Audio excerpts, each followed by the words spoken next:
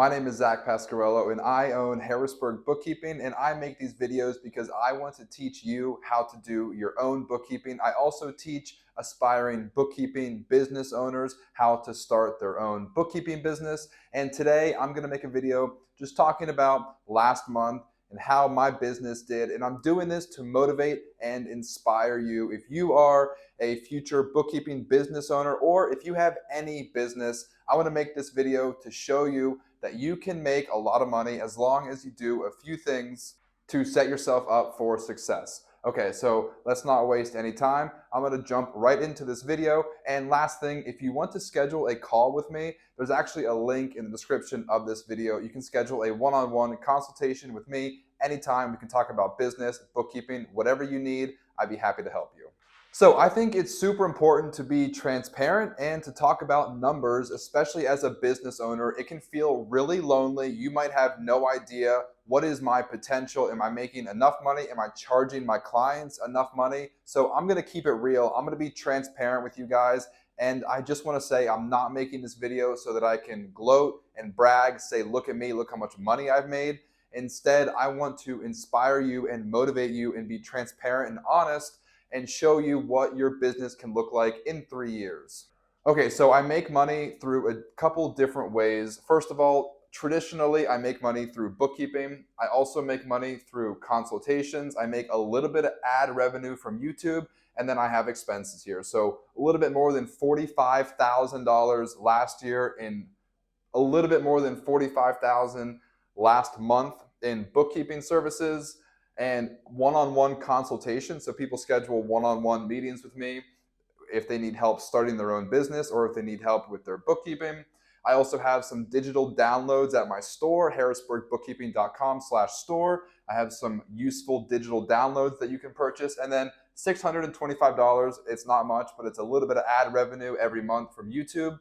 And then my expenses, $2,000, just miscellaneous office supplies, QuickBooks subscriptions, and software. So after the expenses are subtracted, my net income for last month was a little bit more than $45,000. Now, let me just say, this is not a normal month. This was definitely an exception. I had a couple awesome things happen last month, and I will break down the details of my revenue from last month so you can see exactly where I made that money. But I want to show you this because it is possible. You can make a lot of money in whatever business you start, bookkeeping business, in any other business that you start.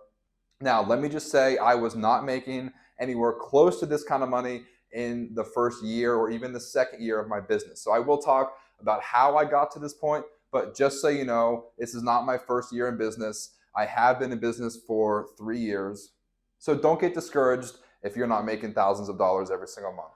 Okay, so like I said, I think it's so helpful and so refreshing to be honest and transparent about making money because it can be kind of taboo to talk about. It might make some people uncomfortable, but I'm not on here to gloat and brag about the money that I'm making. I'm not showing fancy cars and fancy houses. I'm just trying to keep it real with you guys and trying to show you that there is potential out there for you to make a ton of money as long as you know what you're doing. And so the whole point of this channel, honestly, is just to educate people and share my experiences with you and anybody else who wants to watch.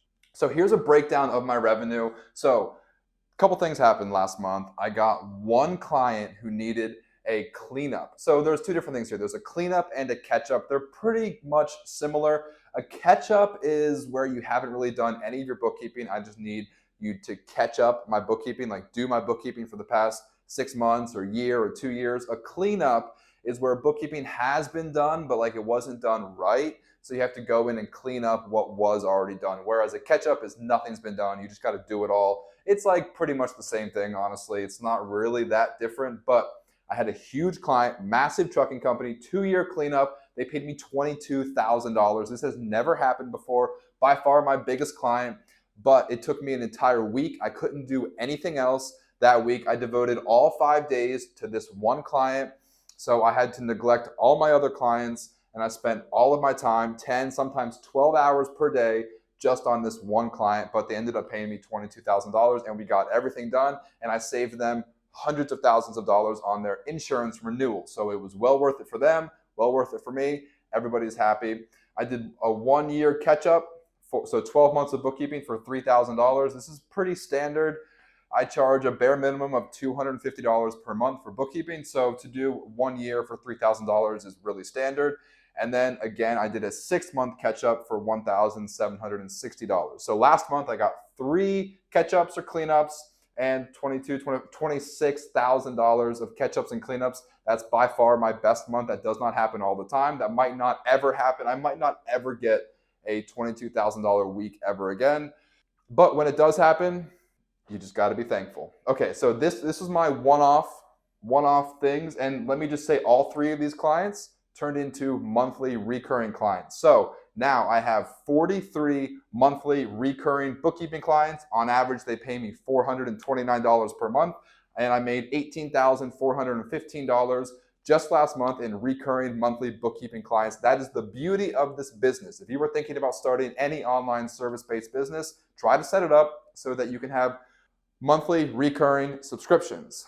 These 43 clients, as long as I don't lose them, they will pay me every single month. So I can plan tentatively every single month in the future. As long as I don't gain any new clients or lose any new clients, I can plan to make close to $18,000 per month for the foreseeable future, pending any client acquisitions or client loss. So this is the breakdown of my revenue.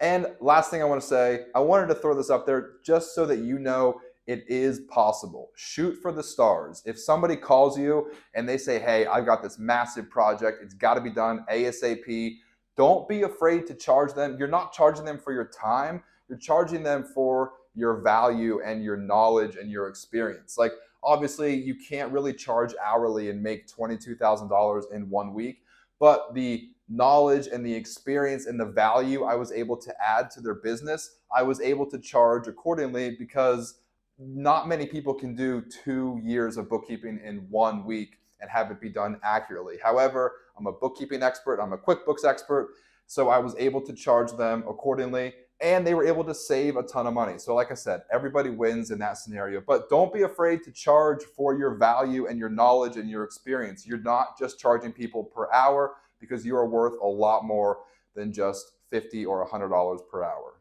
Okay, now I want to touch on this real quick. So we talked really specifically numbers. Now I want to talk about how did I get here? Okay, first of all, consistency. Everything in life takes consistency. And I've been doing this for 3 years. So like I said in the beginning, I did not make this kind of money in the first year or even the second year of my business. So this takes consistency. So if you want to be successful, you have to commit to at least a 6-month plan. I tell everybody who I coach and consult with for starting their own bookkeeping business, I tell them you have to implement your plans and your processes and your sales and marketing strategy for at least 6 months for anything to pay off. So you have to be consistent. Don't get frustrated if you're just getting started, if it's the first couple months or even the first couple years and you maybe aren't where you want to be. You just gotta stay consistent. And eventually, as long as you continue working hard, you will get to where you want to be. And that brings us right to the second point. A lot of hard work has gone into the past 3 years. I spend a lot of time not only doing bookkeeping and QuickBooks, but also marketing and selling. As a business owner, you have to be constantly selling your services and your products. So it's not enough to just be a really good bookkeeper or be a really good QuickBooks expert.